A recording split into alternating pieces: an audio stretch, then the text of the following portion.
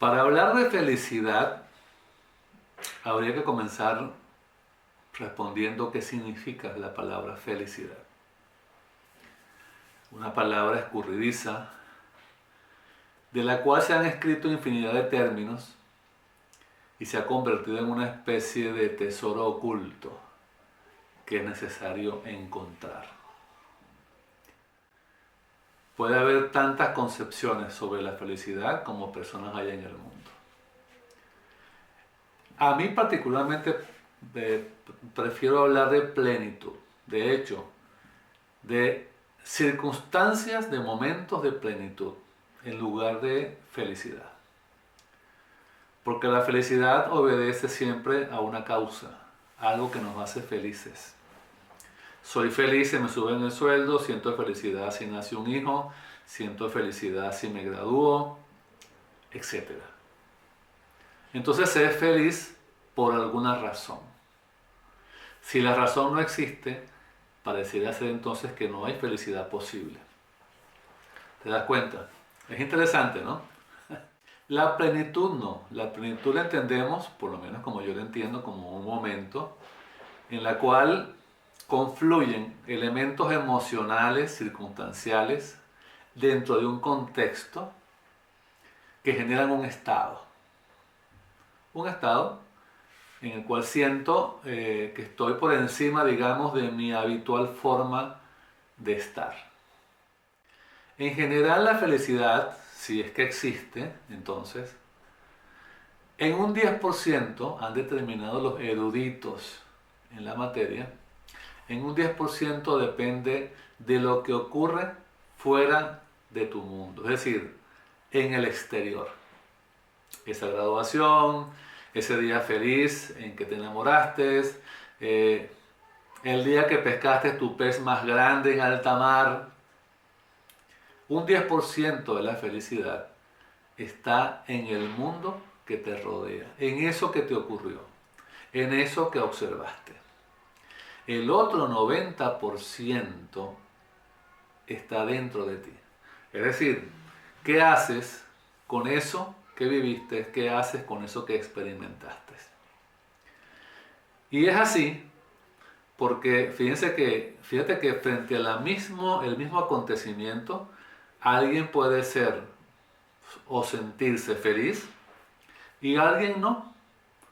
Va a depender ante el mismo acontecimiento de ese 90% interior que se encargó de darle forma, de darle un significado que relacionamos con algo que se llama felicidad. ¿Lo ves? Entonces pudiera uno llegar a una conclusión, si es que fuera algo conclusivo que no lo es. La felicidad, aquello que le otorgamos ese nombre, va a depender de las distinciones que le otorgas. Va a depender de las distinciones que te habitan. Entendiendo las distinciones, como hemos visto en videos anteriores, como sesgos, como una forma en que yo me relaciono con el mundo. Y por ejemplo, para mí puede ser un motivo de felicidad una puesta de sol, por ejemplo, ¿no? Y le doy ese significado. Algo que emocionalmente me abruma, algo que emocionalmente me arropa, me abraza y que llamo felicidad. Estoy haciendo, en base a unas distinciones propias, únicas, privadas e intransferibles, una relación con eso que genera ese resultado. Pasa exactamente lo mismo con los problemas. Los problemas en sí mismos son inocuos, no tienen signo. ¿Dónde está el detalle? En la forma en que yo me relaciono con esa situación que llamo problema. Es decir, hasta que yo no utilizo las distinciones que están en mí, nuevamente, para mirar al trasluz de ellas lo que me está pasando, eso que está pasando no tiene forma de problema. Es una situación. Es lo que yo hago con esa situación a partir de mis propios sesgos, lo que la coloca en una categoría emocional distinta. lo es.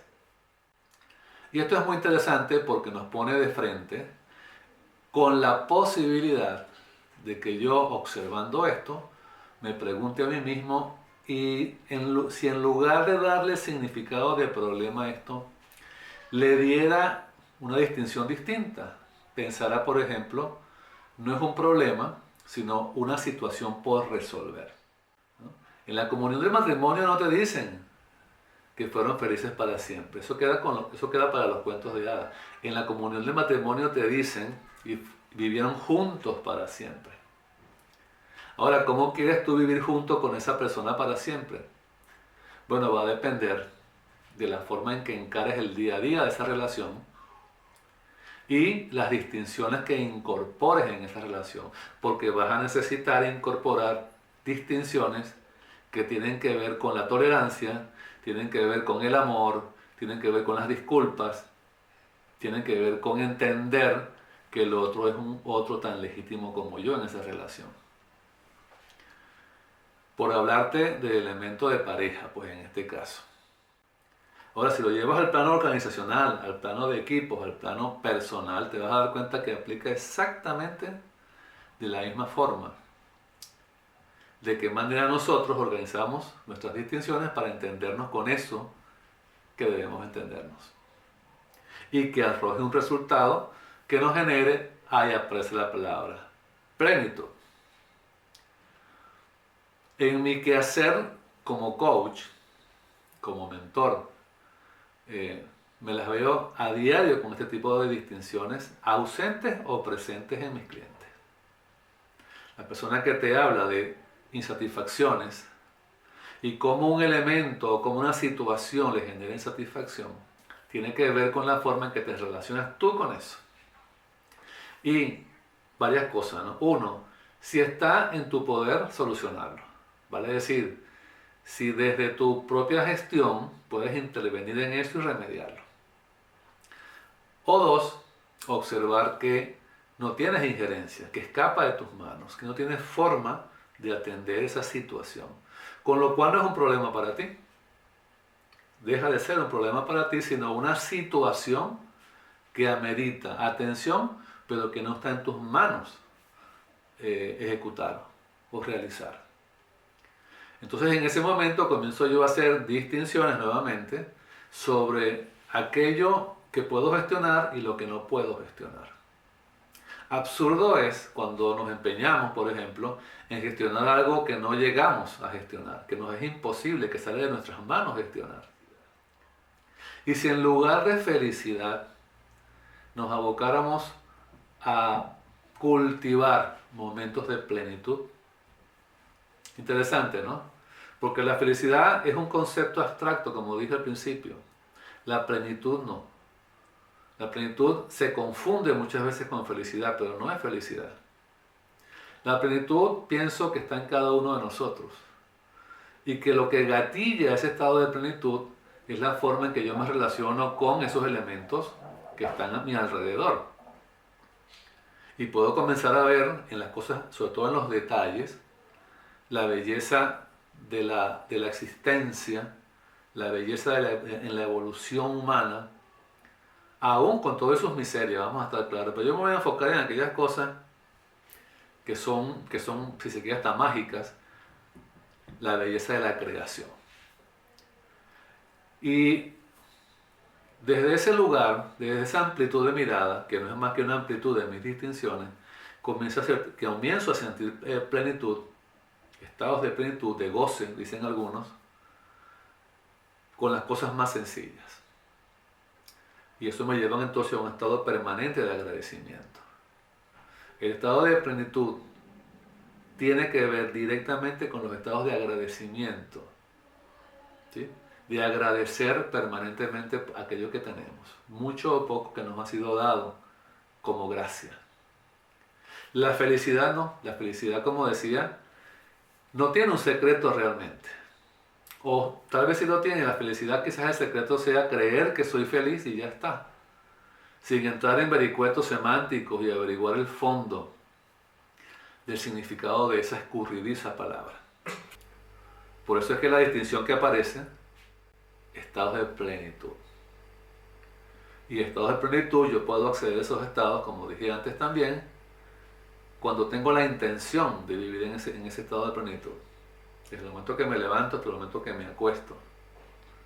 Porque estoy en un estado permanente de gratitud por todo lo que me ha sido concedido en la vida, que son muchísimas cosas y de las cuales usualmente nos olvidamos. Y honramos el ser depositarios de esa gracia. Y eso automáticamente, fíjense todas esas distinciones que estoy haciendo, me generan estados de plenitud. Entonces, coloca en la balanza, por un lado la felicidad y por otro lado la plenitud.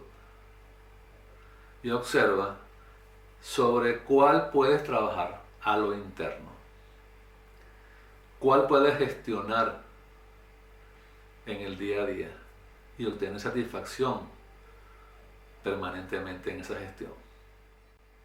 La felicidad seguirá siendo no una meta, la podremos seguir viendo como un destino, inalcanzable además. La plenitud, a mi juicio, no. La plenitud es algo que podemos construir todos los días, algo que podemos cultivar todos los días desde ese estado de, como dije antes, de gratitud, de agradecimiento por todas aquellas cosas que nos permiten disfrutar la vida.